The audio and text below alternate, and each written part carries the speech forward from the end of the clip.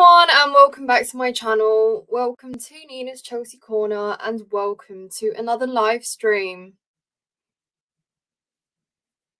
How is everyone doing?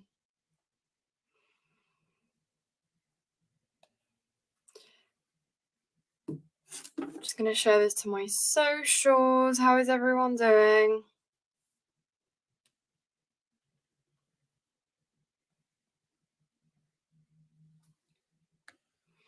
Hi Liv, I hope you're okay. Thank you so much for watching. How are you doing? How are you feeling about the game tomorrow?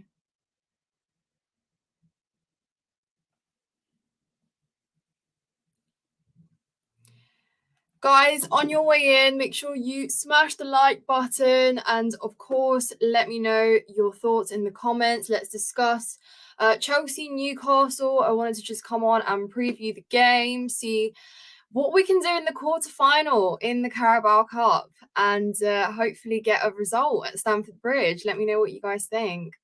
Hi, Kevin. Kevin says 2-1 Chelsea for tomorrow.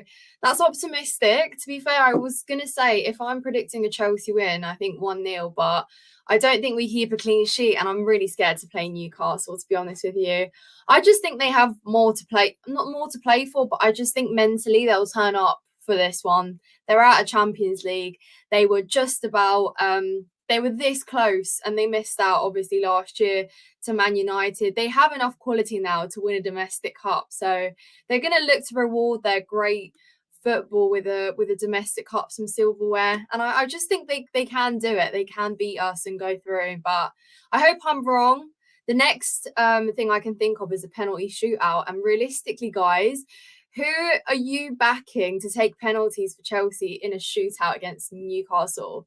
To be fair, maybe it's an advantage that obviously Pope's not in goal because he's injured, but equally, I don't know who I'd back to take our penalties. I just don't want it to get to that. Let's go. Hi, Paul. How are you? Hi, Nina. Really looking forward to the live. Thank you so much for joining. Again, guys, if you could like this stream, share it round, so that would be very grateful. Nice background. Yeah, I mean, once upon a time, the winning ways. I actually have a 2012 one as well, which I probably need to put up soon. You are the best. Thank you so much, Liv. I really appreciate all your love, guys. But yeah, obviously Chelsea host Newcastle in the quarterfinal of the Carabao Cup tomorrow. I'll be there at Stamford Bridge. It should be good. I hope we turn up for this one. And I don't mean just the players.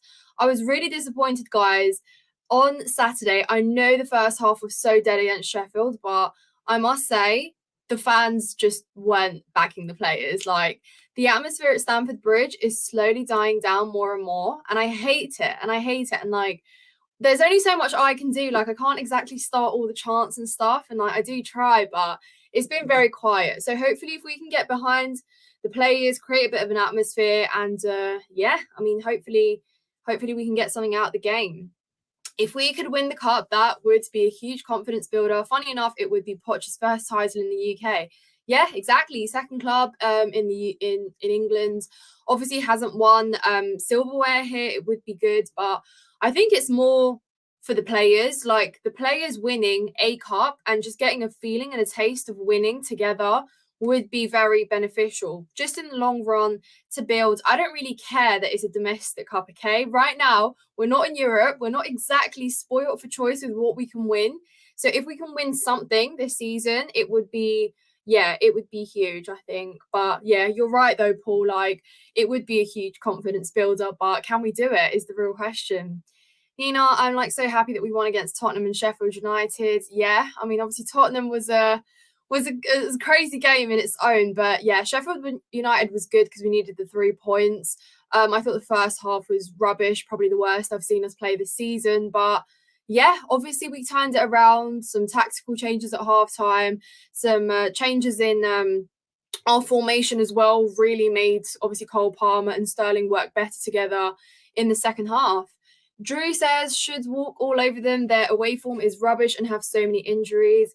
Yeah, look, you say that, but they had so many injuries when we played them away at St. James's Park and they thrashed us 4-1. So I'm not really looking at injuries as so much of an excuse and leeway, because I think they still have enough quality to be able to put up a game against us. But Yeah, look, we don't score many goals. Well, we have been scoring more this season, but still, like, we just need to finish our chances. That is all it will come down to. And I just don't want it to get to penalties because, yeah, I don't think my heart can take it this season to sit through a penalty shootout after how difficult it has been for us. Hey, Nina, we'll win. It's a mentality thing, a mental thing. Yeah, look, I agree with you. I agree with you. It's honestly just who turns up more tomorrow, who finishes the chances. And yeah, look, it is. I do believe we can go through. I do believe we can go through. My only worry is conceding early on. Like, that is my biggest worry because we know that conceding at home often means that we never find a way back. We never equalize. We never make comebacks. That's not in our style. But it's very different because, guys, as someone that is a match day going fan, I've noticed that when we score, that is when an atmosphere happens. You know, that's when we start seeing our chants. Everyone feels a lot more energized. Everyone starts believing a bit more. And it's kind of like the other way around. You know, usually it should be if we concede, like, we back the boys, but it's exactly the opposite of Chelsea. So if we can score first, I think as fans we'll have the advantage to really get behind and encourage the boys to see the game through. Hello, James. Chelsea Report here, hand pick waving. Yeah, guys, everyone check out Chelsea Report. He's on Instagram, on Twitter. Really good content there. Make sure to check him out. Hope you're okay, though, James, and thank you so much for watching. Besides Chelsea, who else are the favourites for the Cup? Liverpool. Yeah, well, there you go. You've now kind of brought us down to earth because obviously, can we win the Carabao Cup means probably beating Liverpool. And look, like I said, good opposition was knocked out early in this cup, and realistically, you can say Liverpool. Yeah, they're still in it. Obviously, we saw that we've lost 2 consecutive finals to them. I mean, penalty shootouts in both, and yeah, when you bring Liverpool up, like, it just reminds me that obviously there's still that hurdle to overcome. Can they lose out though? Is the question. Can they get beaten? Obviously, we all saw that they struggled to score yesterday against Man United, and I truly think they drew that game because they basically thought they won it before they went in, and that was their biggest mistake. But yeah, I mean, to win and to become winners in England, you still have to beat those teams. So tough job, but not impossible, I say. Same, I want to fall in love with Chelsea again. The Champions League days were the happiest moments ever. Yeah, look. And I keep saying, it's like we have to go through the trenches now because we've had it so good. We have to go through some suffering. That's just how I see it. Otherwise, I'll go mad. Paul says, who would be your starting 11? Right, so this is interesting because obviously what we saw against Sheffield United was no fullbacks because injuries. So we saw a very sort of young kind of centre back. Yeah, 4 in that back line, obviously with Thiago Silva there, who at least installed a little bit of experience. I probably wouldn't change too much, though I would start Malo Gusto if he's fit, 100%. As much as I like the Sassy, he can't overlap. He can't provide much support to our right winger, and that's not his fault. It's not where he plays. It's, you know, there's only so much he can do, but I just think that if we can have Malo Gusto on the right, it provides a lot more support. And I think he's great in that position. You know, he's already stepped up once this season when Reece James got injured the first time out this season, and he delivered on the most part. I still think he was our best player, even that game where he got sent off. And yeah, if he can start, if he's fully fit to start, then that would be the change I make there. Start him at right back. Left back, I mean, look, I know Pochettino is going to go with Levi Colwill there. It's just like, you know, it's this kind of stating the obvious there because who else? He's not going to suddenly play Ian Maatsen there when he hasn't been his favourite or even tried him remotely. Let me know, by the way, in the comments, guys, what your thoughts are on Ian Maatsen, because obviously his future at Chelsea probably doesn't exist anymore, but you know, I still think that there was so much more that he could show, but he kind of was inhibited from. But in midfield, guys, obviously we saw Caicedo in the pivot with Gallagher in the pivot with Caicedo. Enzo was benched, guys, and yeah, he wasn't rested. It was a choice. It was a managerial choice to leave him on the bench. And I don't know if it's coincidence that we saw Caicedo have his probably best Chelsea game ever this season. Well, yeah, since he's arrived. Look, that doesn't mean that Enzo should not feature in the starting 11. I think, no, it should be the opposite. Maybe Caicedo gets a rest. Who knows? But I think that there's so much more we can see from that midfield pairing, which is why I would continue pushing it on. But you know, guys, I said the one thing that I really liked on Saturday about Enzo not playing was the fact that we had so much more creative outlets. There was so much more you could get sort of our front line, because you get to put on another attacking player. I keep saying, you know, we don't have an ideal world where we can play, you know, Sterling, Mudryk, Palmer, and a striker, because Palmer, we've seen often occupy the winger role. We've got sort of Gallagher sometimes in the 10, and then you've got Caicedo and Enzo paired in midfield. So the only way that they like I said, they get to play is that way. So who knows? Maybe Caicedo gets a rest against Newcastle. But then again, would you rest the player that had such a brilliant game and is only just growing into the squad and is finding his feet? It's a good question. Let me know. I think I wouldn't change too much about our front line. I'd probably stick with the same players.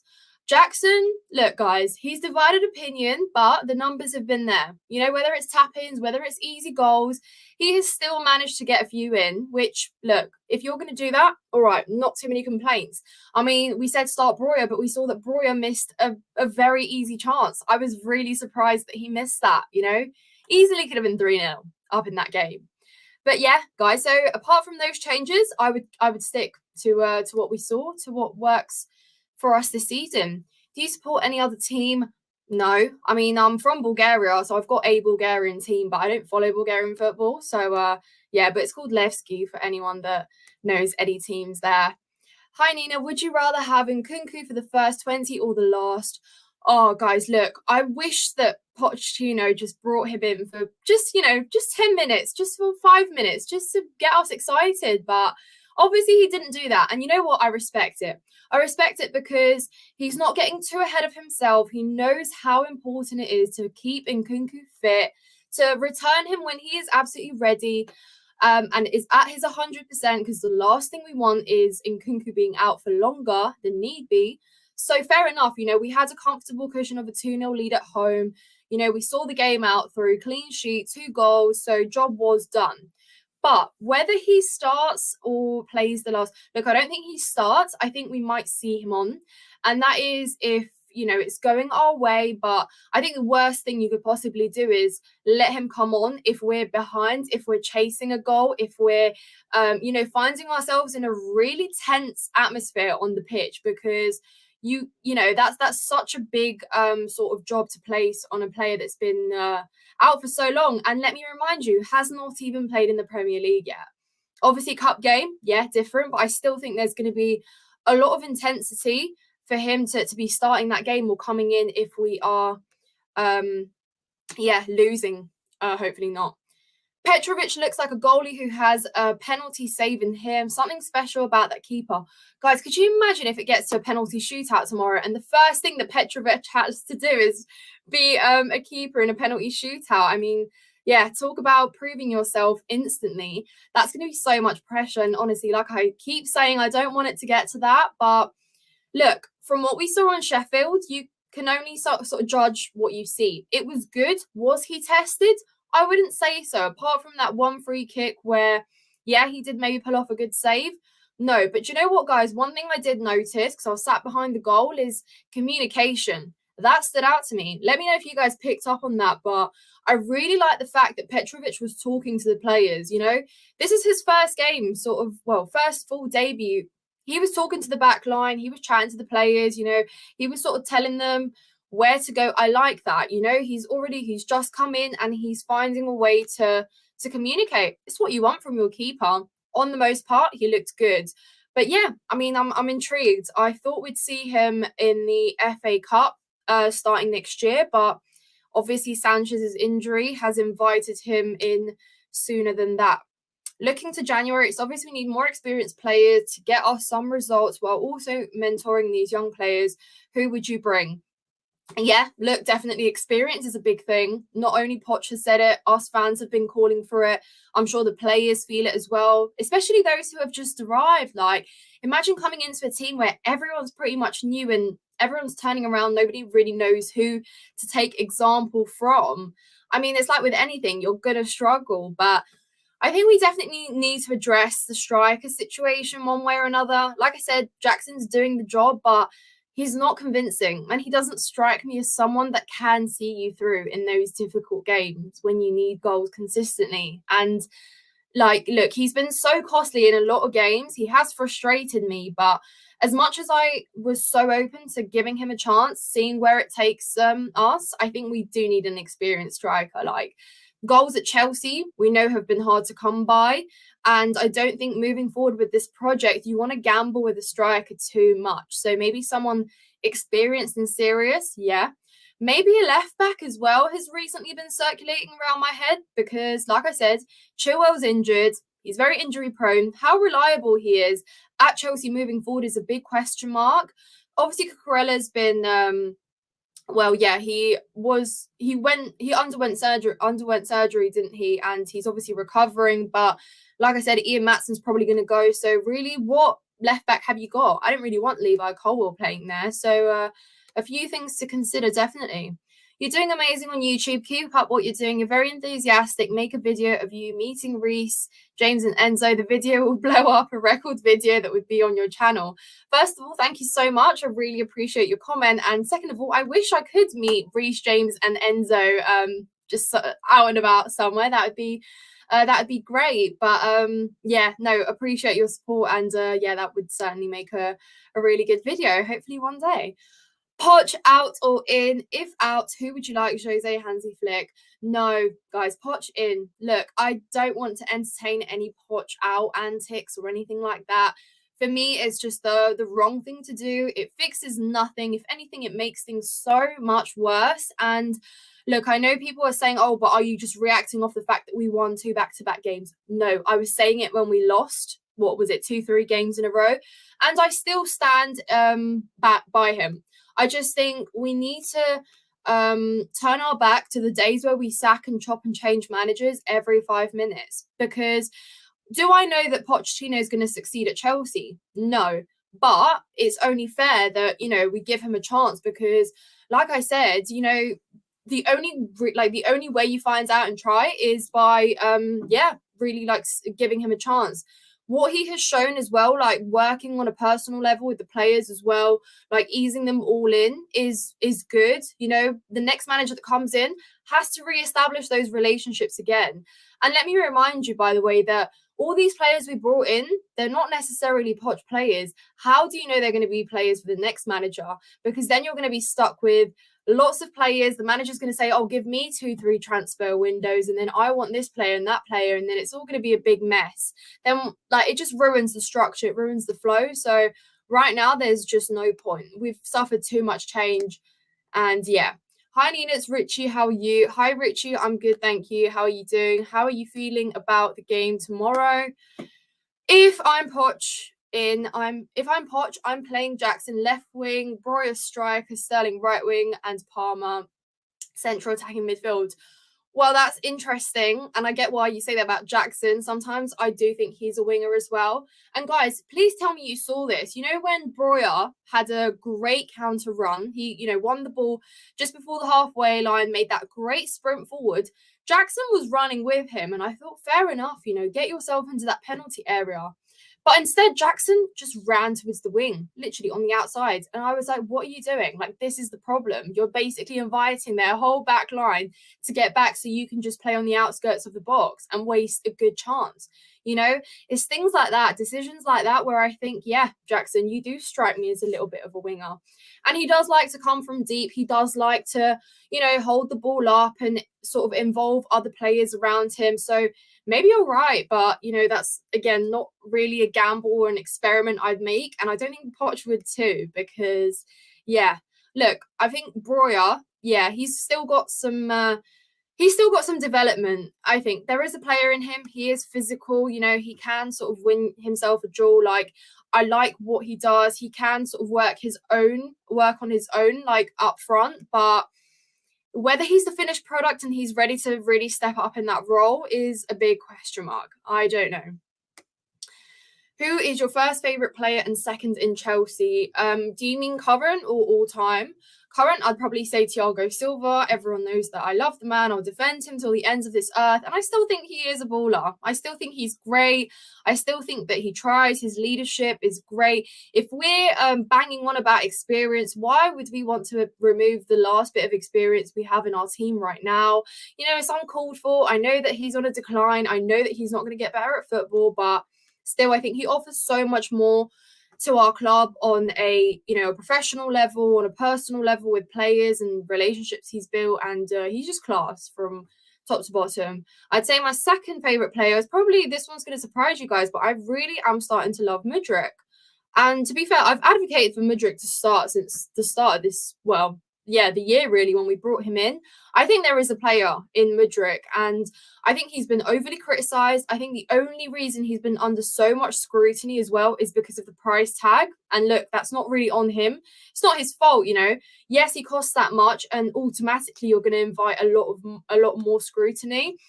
But at the end of the day, he's got so much potential. I love his attitude on the pitch.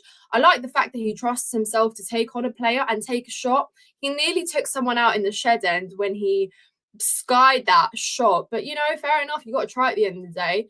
And look, I really hope that we keep him at Chelsea. I don't want to loan him out. I want him to stay at Chelsea, stay in this team and develop, hopefully get more game time and actually get game time. Sometimes I do look at him and say, you are amazing and really bad at the same time sometimes, but you know, he's got potential, and I truly think that Poch can actually unlock a lot more than Lampard and Potter did really last season. You're nearly as shit as your team. Thank you, Chrissy. Love you so much for that. Do you think Chelsea should make any improvements? Yeah, I mean, there's so many improvements to make. And at the moment this season, it's almost been like, you know, one step forward, three steps back. And I guess some will say that's a process. Others will say, no, that's burying our standards below ground.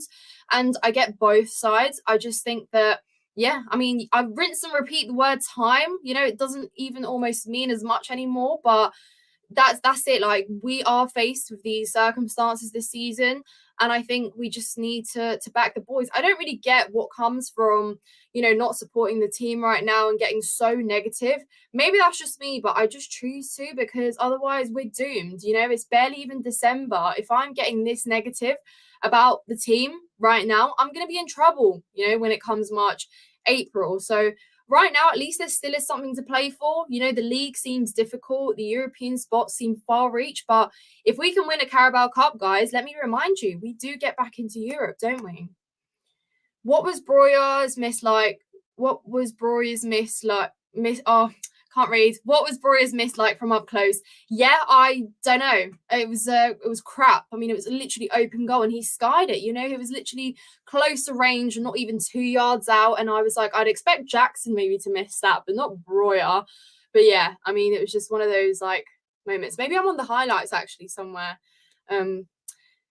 Yeah, just in awe, in shock. But, you know, Drew, that isn't a rare occurrence at Chelsea. Players miss those opportunities all the time. So, you know, I think the game's going to be a 1-1 and penalties. Yeah, look, I dread to think that might be the case. Like I said, I don't see an extensive scoreline. I think it will be very narrow, very tight. I hope to see a game at least, but obviously that's better than losing, going in for pens. But unless Cole Palmer can take 5 penalties, then I don't really know what we're doing. Guys, by the way, let me know in the comments down below, what players are you choosing to take our pens? Because right now I can think off the top of my head, obviously Palmer, Sterling, maybe Enzo. Enzo scored a penalty. So that's 3 there. Jackson, would Jackson take a penalty? Guys, this is so funny. I genuinely can't think of players. Haven't we seen which defender could we let take a penalty? Let me know in the comments down below. I think this would be an interesting discussion, but I mean, it's something that Pochettino has to be thinking about, because obviously it's a knockout game. I'm pretty sure there's no extra time. So if it is 1-1, it goes straight into pens, and yeah, it's gonna be sticky. And last season and this have been quite interesting chapters in the history of Chelsea, but this transition is only temporary. It's only a matter of time before we get back to our former glory. Well, there you go, Paul. That's a positive comment. Thank you for that. Yeah, I guess it's a refreshing perspective to look at it. And some people might bite your head off for that because they don't see it that way. But yeah, look, as someone that's seeing so much success in the last 20 years, or, for as long as I've basically been alive, it seems only fair to back the players through this time, back the club through this time.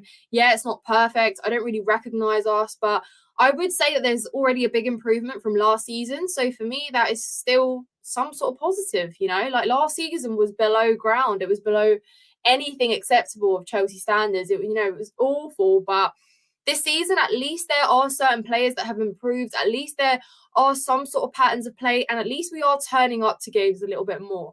I know when we concede and when we're losing, it kind of changes, but at least we are still trying to go into these games believing that we can get something out. But from now on, it's about results. I don't really even care how we play anymore. From here on, we need to go on some sort of winnable run.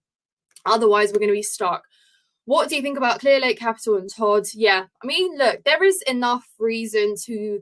I mean, it's fair enough to say that you doubt them. Do I trust them? Not necessarily, no. And there's been many decisions that I've questioned, and there's been a lot of decisions that have probably sort of taken us maybe like 3 steps back as opposed to forward. And, that first one maybe might come from sacking Thomas Tuchel with no actual plan B to who you're appointing as a manager for the 5-year long-term project, then bringing in Graham Potter, who almost basically buried us even more. And look, I think the fact that there was never really a plan B to sacking Thomas Tuchel is why things were so slow. Look, the way we're going into transfer windows, our recruitment process and the strategy seems promising, but also a bit questionable with how much we are overpricing players, for example, how much we're maybe setting themselves up for more scrutiny and perhaps just adding to their struggles. But look, there is enough pointers there that they do have the Chelsea's best interest at heart. I like to think that, because I mean, even if you are here to make money, you make money by winning stuff. So I don't imagine in what world they aren't interested in Chelsea winning trophies and competing at the top level. It just doesn't really make sense to me. So I like to think that they've got the best interest, but at times you do look at them and think, what on earth? But yeah, like I keep saying, if you want to point a finger at Pochettino, I think you equally need to be pointing a finger at our owners as well, equally in that conversation. It just wouldn't be fair. We definitely need some experienced players to lead the team. Yeah, exactly. So that's why I keep saying, why do you want to remove Thiago Silva from Chelsea right now? But yeah, look, guys, I think the fact that we are where we are is because the transition was too quick too soon. I get the whole renovation idea. I get the whole refreshment that we needed, particularly in our midfield, but it was almost too quick at once. You erased a midfield that still won trophies, and brought in youngsters. Yeah, you brought in a World Cup winner as well. That's obviously great. But you still brought in young players that necessarily haven't played at the top level a lot, that haven't had that winning feeling consistently, haven't really played in the Prem. A lot of them haven't played in the Prem at all. So there is, again, a lot of factors to consider. I mean, you can sort of look at Real Madrid and like their project with midfield, they've brought in like the youngest, the best into midfield, but they've still kept those absolute big winners that are some of the best, that we've seen. And that transition is almost smoother. But with us, it was completely erased and replaced. So there are still, obviously, yeah, I completely get what you're saying there. It's very valid, but it is times like this where you can tell that having an inexperienced team certainly does come with a cost. I think Newcastle win, fair enough. I mean, I wouldn't call you crazy for that, really. Evening, Nina. Hello, welcome, and thank you so much for watching. And guys, if you haven't smashed the like, please do so. It really helps the channel out. And thank you so much to all 26 of you that are still here watching me waffle. How many Chelsea games have you been to? I've been to every single home game this season except Brighton at home in the league. And I went to West Ham away, Tottenham away, and yeah, I believe those are the 2 away days I did this season. So yeah, pretty good this season. Face blue smiling. Yeah, Agreed. Maybe our penalty strategy should be Palmer taking 5 pens, but Gallagher, Sterling, Palmer, Jackson, and maybe Mudryk. Yeah, actually, Gallagher. I think Pochettino would definitely give Gallagher a penalty. Why not? He's basically the new star boy, you know? Gallagher is the new star boy.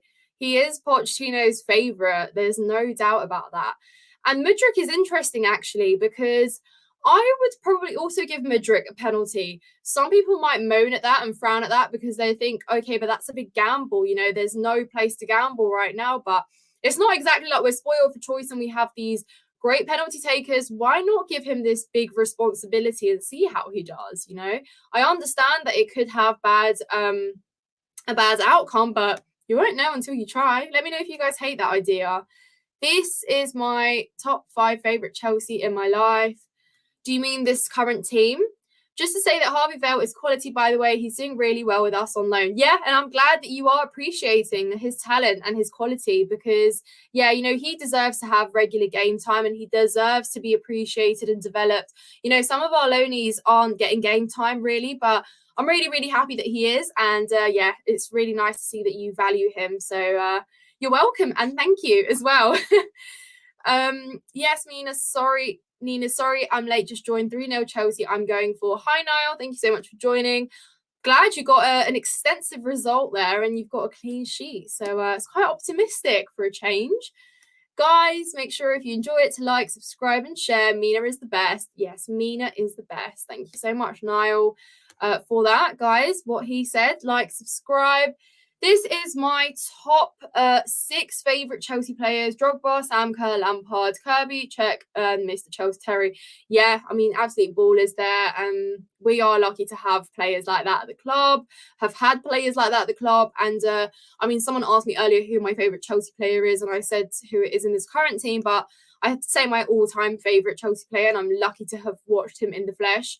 I would say Drogba because, yeah, I mean, when I first saw him at my very first Chelsea game, I was too young to even realise who I was watching and the team I watched play in 2008. But yeah, now I look back and just think, you know, it's great to have had those players. And you know what, guys, it's why it stings so much that we are where we are right now because like Drogba literally said last season, if you guys remember, I don't recognise my club. And that just goes to show, you know, how much we have fallen. But yeah, crazy, I guess. Can you see Chelsea buying anyone in January and need to sell anyone just to balance the books, in your opinion?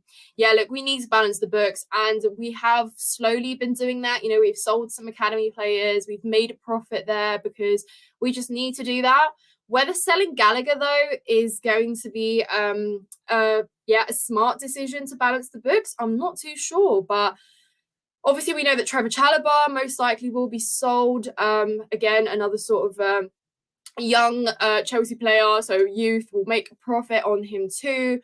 But I do see us buying, and we've already said that we're going to be on the lookout. I think Pochettino wants some agency in the transfer window as well, because didn't he basically come out after our defeat and said, you know, look, I do want some experience. We do need to look for more quality. Like, there are still areas to address on the pitch. I don't really know who we bring in though, guys. If I tell you that with transfer windows have just tired me out and exhausted me recently because of how aggressive and how much we've spent in the last 2 windows. Some players have come good, some players you don't know. But again, obviously there are players that we're going to need to bring in. And considering we don't have fullbacks right now, that's obviously a big thing to consider. Thoughts on the Champions League draw? Bit underwhelming, guys. Don't you agree? And that's not just because Chelsea aren't in it, but yeah, I just kind of looked at it and said, really? That's it? But yeah, it's because the competition misses us too much, guys. But yeah, not the greatest, don't you think? In the past. Oh, you mean, that Chelsea team in the past? Yeah, I agree with you. Who do you think is the GOAT in our team? I think Thiago Silva is the only one that can have that label. Really can't give it to anyone else at the moment. But yeah. How's the atmosphere been in Stamford Bridge currently compared to last season? I mean, I was about to tell you really bad, but if you want me to compare it to last season, I'd say great, because last season, especially towards the end, guys, the amount of empty seats that there were at Stamford Bridge, the amount of like fans that were leaving so early on in the second half was quite sad. So if you're asking me to compare to last season, I'll tell you it's improved. It has, but so much work needs to be done. You know, I hate the fact that we're quiet when it's 0-0 or we're losing, and then we're loud when we score. You know, truly it should be the opposite. These young players don't benefit from us booing them at halftime.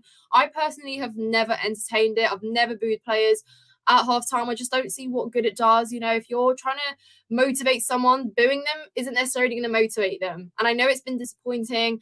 I know we've seen performances where it's looked like nobody cares, but trust me, guys, what I saw last season, nothing comes close to how horrific that was. So even the football, the atmosphere, everything has kind of improved this season. So I already take that as a positive. And yeah, 3-0, is that to Newcastle?